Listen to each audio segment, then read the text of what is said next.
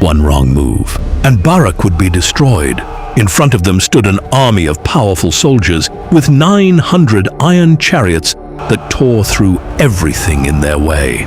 Barak got the command to attack them, even with ordinary men and simple weapons. He was afraid and terrified, but he chose to obey God.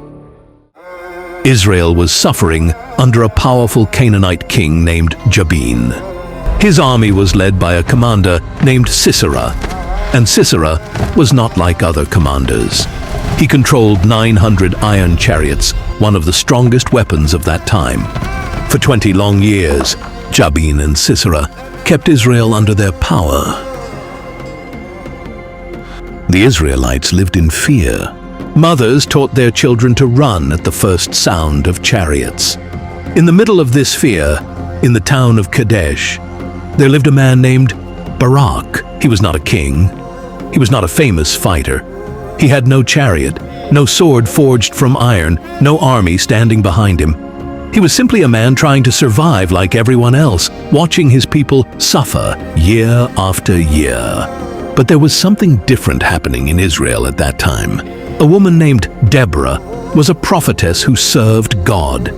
People from Israel came to her for advice and to help solve their problems. She was wise, she was trusted, and more than that, she spoke with a kind of authority that made people stop and listen. One day, Deborah sent word for Barak. Barak came to Deborah not knowing why she wanted to see him. But before Barak ever met Deborah, he had already heard her name. Travelers passing through Kadesh spoke about the woman who judged Israel. They said, people traveled long distances just to hear her wisdom. Some came with problems between families. Others came searching for guidance, and again, people returned saying the same thing. God was with her. So when the message came that Deborah wanted to see him, Barak knew this was not a normal invitation. Deborah looked at him and gave him a message from God. She said, "Go and gather 10,000 men from the tribes of Naphtali and Zebulun. Lead them to Mount Tabor. God will bring Sisera there with his chariots and his army, and God will give you victory over him." Barak stood there in silence for a moment, turning the words over in his mind. 10,000 men against 900 iron chariots. He thought about the chariots he had seen from a distance. He thought about the stories, the villages burned, the roads no one dared travel. And he thought about what it would mean to stand in an open field, facing that kind of power with nothing but a spear and a shield. Then he gave Deborah his answer. "If you go with me, I will go. But if you do not go with me, I will not go." Barak was afraid, but he still chose to obey. He trusted Deborah's connection to God more than he trusted his own courage. "Barak, I will go with you, but there is more to God's message. The victory will not be yours. A woman will triumph." Sisera himself will fall by the hand of a woman. Barak didn't argue. He simply nodded and began preparing for what was coming. Barak returned to Kadesh and sent a message through the tribes of Naphtali and Zebulun. He called the men of Israel to gather and fight against Sisera. Many of them were afraid, because they knew how powerful Sisera's army was. Slowly, men began leaving their homes and joining Barak. 10,000 of them gathered at the base of Mount Tabor. Mount Tabor was high and difficult to climb. Sisera's powerful chariots were dangerous on flat land, but they could not easily fight on a mountain. Barak led his men up the mountain, and they waited. That night on Mount Tabor, Barak walked among his men. Some sharpened their weapons, knowing Sisera would soon arrive. One soldier looked at Barak and asked, "How can we defeat 900 chariots?" Barak looked at the army around him. He knew they were not stronger than Sisera, but he remembered the words Deborah had spoken. God had promised them victory. Down below, word reached Sisera that Israelites were massing on Tabor. A messenger entered Sisera's camp and told him that Barak had gathered an army. When Sisera's soldiers heard about Barak's army, some of them laughed. They had fought Israel before. They knew what happened when their chariots entered the battlefield.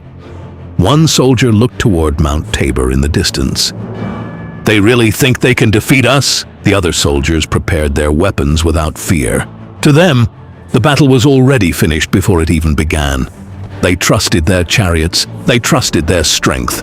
They had no idea what was coming. When the news reached Sisera, his camp was already preparing for another day under his command. Sisera was not afraid. For 20 years he had watched Israel run from his chariots.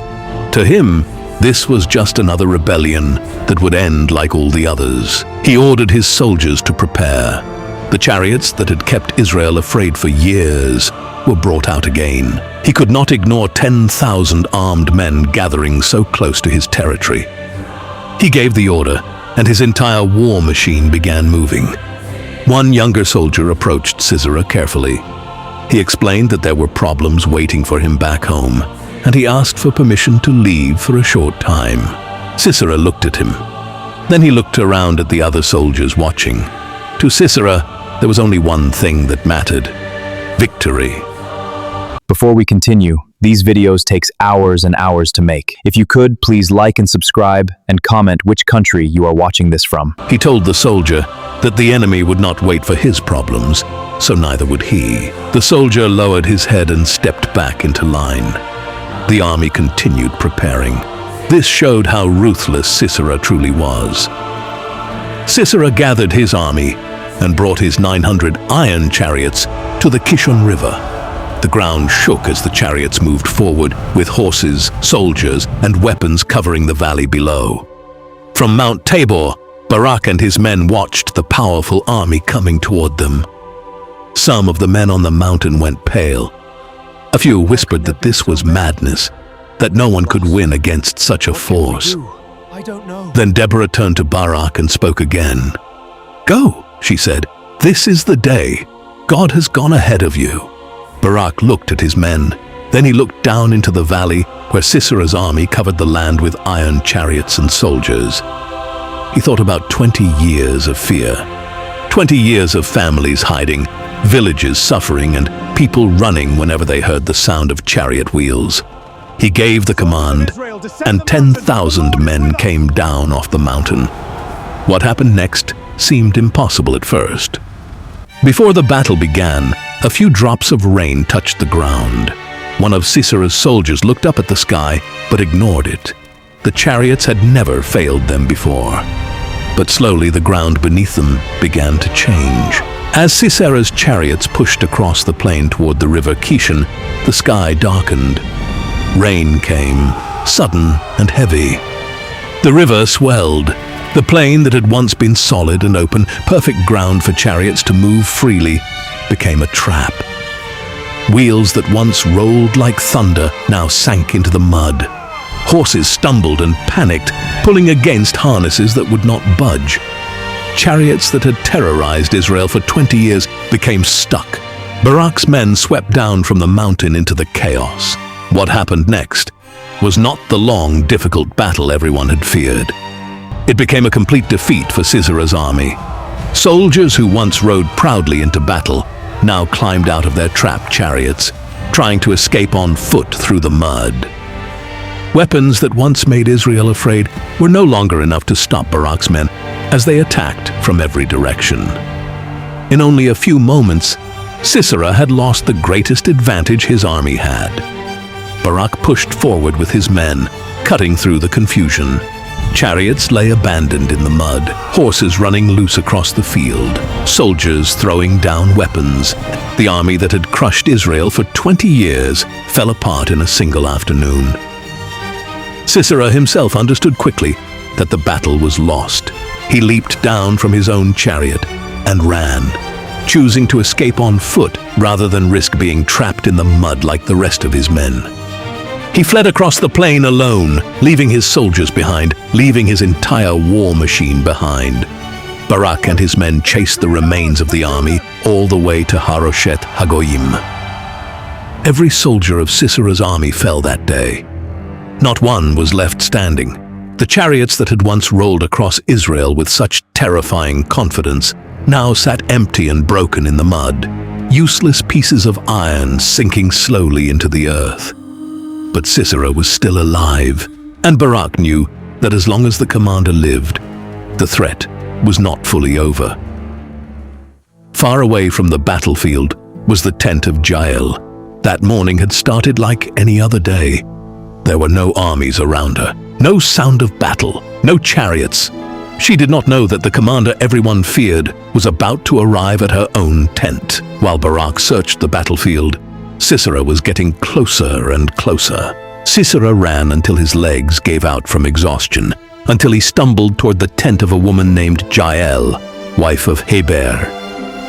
There was peace between Heber's family and King Jabin, so Sisera believed he had found safety. Jael came out to meet him and told him not to be afraid. She brought him into her tent and covered him with a blanket. He asked for water, and she gave him milk instead, something warm and comforting that would help him rest. Sisera asked her to stand at the entrance of the tent and tell anyone who came looking that no one was inside. Then he fell into a deep sleep. While he slept, Jael took a tent peg and a hammer in her hand. She moved quietly toward him, and in one motion, she drove the peg through his temple and into the ground beneath him. Sisera died in his sleep, inside the tent of a woman he believed had offered him protection. Just as Deborah had said, the final blow did not come from Barak's hand. It came from a woman. Not long after, Barak arrived at Jael's tent, still searching for Sisera, still chasing the last thread of the enemy's power. Jael came out to meet him and told him to come inside so she could show him the man he was looking for. Barak stepped into the tent and found Sisera lying dead on the ground. The war was over. News of the victory spread across the hill country faster than any army could march. Deborah and Barak sang a song together that day, remembering everything that had happened. Do you want to learn how to make these videos? Go to my YouTube page and watch the member-only video. I provide all the prompts I use, tools I use, and how I animate.